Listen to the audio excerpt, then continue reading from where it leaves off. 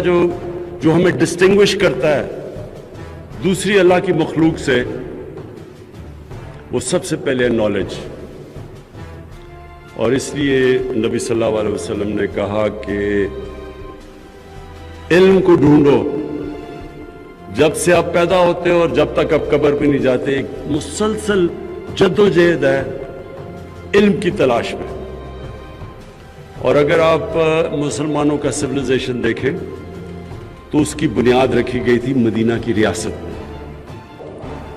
उन्होंने जब जंग बदर के बाद कुरैश के कैदी आए तो उन्होंने एक ऐसी चीज की जो उन्होंने बुनियाद रख दी, तालीम इल्म की तलाश की। तो उन्होंने तब कहा कि जो भी मक्का का कैदी आप वापस करेंगे बजाय पैसे लेने के, अगर वो 10 मुसलमानों को पढ़ा लिखा देगा वो आजाद है। यानी इसका कॉन्सेप्ट देखो क्या था कि उन्होंने पैसे से ज्यादा तालीम को तरजीह दी। पैसे भी ले सकते थे, उन्होंने कहा नहीं, उससे ज्यादा जरूरी, पैसे से ज्यादा ऊपर कि आप 10 मुसलमानों को पढ़ा लिखा दें।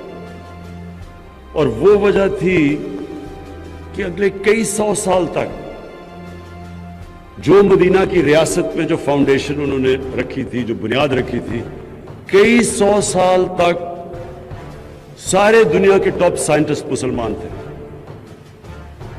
और एक सिविलाइजेशन जो दुनिया को लीड किया, इमामत की उसने, दुनिया की इमामत की, और वो भी कई 100 साल तक। तो वो इसलिए उन्होंने इमामत की दुनिया की, क्योंकि तालीम में वो सबसे आगे थे। आज हम पीछे रह गए हैं और हमारे जो इलाके भी, अब पाकिस्तान देख लें, हमारे इलाके भी जो पीछे रह गए हैं वह सबसे कम तालीम। थान ने अजीम इंसान बनना है तो नबी सल्लल्लाहु अलैहि वसल्लम को रोल मॉडल बना लो।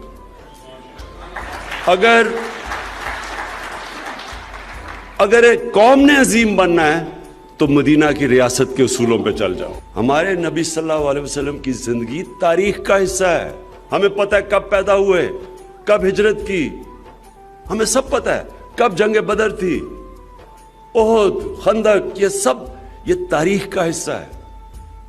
कोई और पैगंबर की जिंदगी तारीख का हिस्सा इस तरह नहीं है। इसलिए हम स्टडी कर सकते हैं। और इसको जब मैं ये कहता हूं कि हमारी यूनिवर्सिटीज में रिसर्च होनी चाहिए, इसके ऊपर बाकायदा बताना चाहिए, इसको समझना चाहिए फिनोमेना क्या था। ये तारीख का हिस्सा है कि वो जो मदीना की रियासत थी उसके ऊपर 1000 साल तक मुसलमान दुनिया की सबसे अजीम कौम बने रहे।